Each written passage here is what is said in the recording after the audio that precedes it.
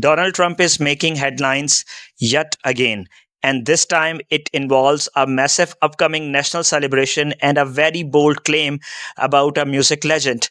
Reports are coming out that Trump might actually cancel the official US anniversary concerts. But what is really capturing everyone's attention across the US and Canada is his reasoning. Trump is reportedly saying that there is no point in hosting these massive shows because he personally draws much bigger crowds than Elvis Presley ever did. Today, we are going to look into this claim, the political fallout, and how crowd size remains Trump's ultimate obsession. Hey everyone, I am Frank John, and welcome back to Joshu Reaction, where you find always truth. So, let's get into it. Let's break down what is actually happening with these concerts. The United States has been planning some major high profile anniversaries concerts to celebrate national history, bringing in massive crowds and big name artists. But behind the scenes, reports indicate that Trump is seriously considering pulling the plug on the whole thing.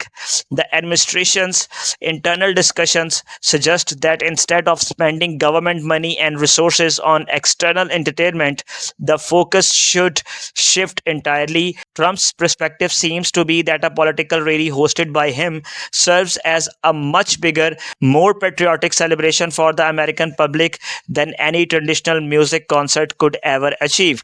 Now, let's talk about the comment that is throwing social media into absolute chaos.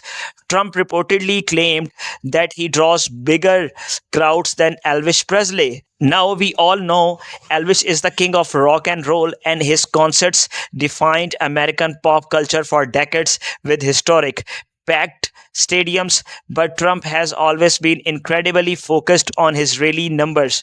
He has compared his crowd size to Martin Luther King Jr. in the past, and now he is bringing Elvis into the mix.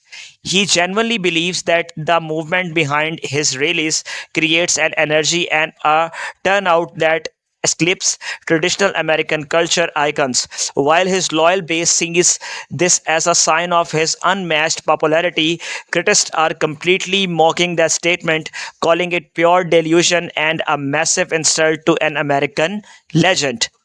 As an independent analyst, you have to look at the psychology behind why Trump consistently brings up crowd sizes.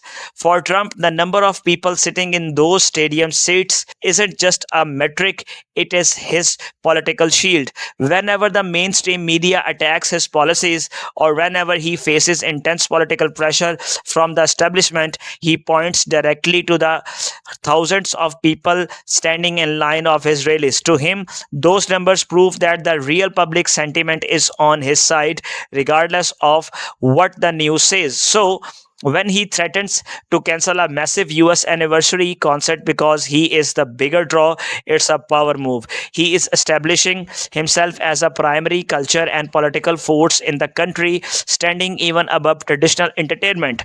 The public reaction to this is completely divided, and the optics are fascinating. A lot of everyday Americans are frustrated, arguing that a national anniversary celebration belongs to the entire country and shouldn't be cancelled over a political figure's ego. They feel like American culture is being sidelined for political rallies. On the other side, Trump's supporters love this attitude. They agree that traditional concerts are often filled with Hollywood elites who don't reflect true American values, and they would much rather see a patriotic rally than a government funded pop concert.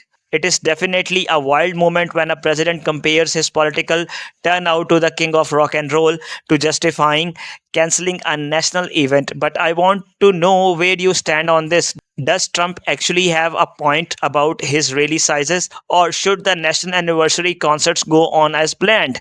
Drop your thoughts in the comments below. I am Frank John. We are Christian. God bless America, and in God we trust. And don't forget to hit subscribe, like, and share this video to everyone. So take care, stay sharp, stay tuned. Next time, I'll see you in the next one. Bye bye.